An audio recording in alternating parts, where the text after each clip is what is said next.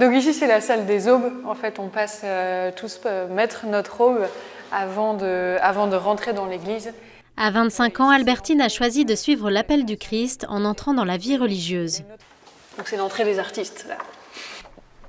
C'est à l'abbaye de Melleray, au sein de la communauté du Chemin Neuf, qu'elle vit le temps du noviciat qui l'introduit à la vie religieuse. Le noviciat, ça dure 2 ans, donc là je suis en première année.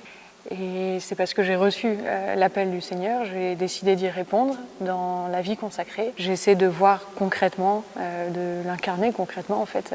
Ça veut dire quoi être religieuse, comment je peux le vivre au quotidien.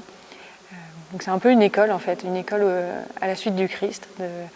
D'accord Seigneur, tu m'appelles à ça, mais qu'est-ce que c'est? Car même si cet appel est né à l'adolescence, Albertine avait quelques a priori sur la vie religieuse. Je voyais la religieuse inutile, faire de longues études de philosophie, où je la voyais prier dans son église sans rien de concret derrière, une image très vieillotte. Je me disais mais ça va pas être pour moi, Seigneur, pourquoi tu m'appelles à ça? Et petit à petit, ce qui a été important, c'était d'en parler à des religieuses ou même à d'autres. En fait, c'est quoi une religieuse? Ça sert à quoi? C'est quoi les différentes communautés? Me renseigner, en fait, tout simplement. Casser mes a priori.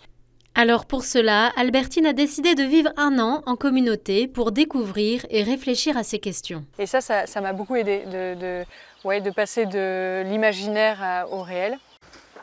Hello les frères. Hello. Ah, Albertine.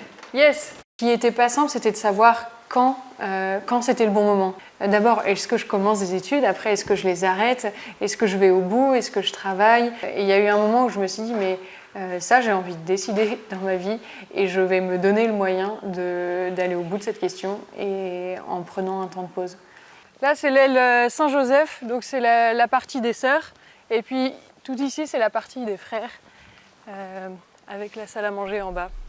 Aujourd'hui, dans ce temps du noviciat, Albertine vit la formation, le service et la vie communautaire. Cette étape lui permet de s'ouvrir à d'autres questions en vue de s'engager davantage. Une des questions pour ma vie, c'était sûr, c'était aussi le fruit de ma vie. Quelle fécondité pouvait avoir ma vie sans fécondité concrète, sans enfant. Il y a quelque chose de l'offrande quand même très concrète de mon corps, mais qu'aujourd'hui c'est pas ce qui coûte le plus. Le célibat coûte plus pour moi que la non-future maternité. Et parce que je crois aussi vraiment en la maternité spirituelle. En fait, j'avais envie d'être religieuse. Il y a beau avoir des peurs, il y a beau avoir des questions, des doutes, j'avais envie d'être religieuse. Ce désir de vie spirituelle, Albertine l'éprouve avec le noviciat.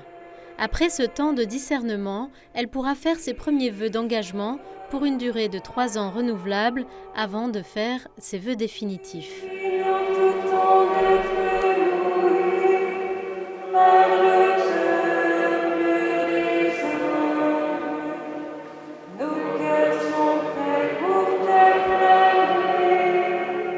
La jeune fille qui sent le désir dans son cœur d'entrer dans la vie religieuse, c'est inévitable qu'elle se pose plein de questions.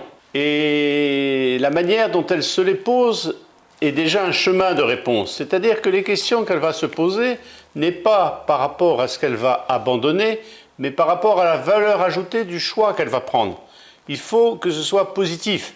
La première raison pour laquelle, dans son cœur, elle ressent le désir d'entrer dans une vie religieuse, eh bien, c'est l'appel de Dieu.